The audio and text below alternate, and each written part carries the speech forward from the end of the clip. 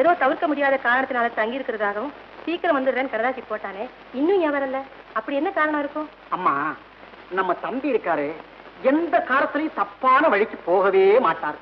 அப்படி இருக்கும்போது நாம ஏமா அனாவசியமா கவலைப்படணும்? ஆமா ஆமா, என் பிள்ளை தவறான வழிக்கு போகவே மாட்டான்.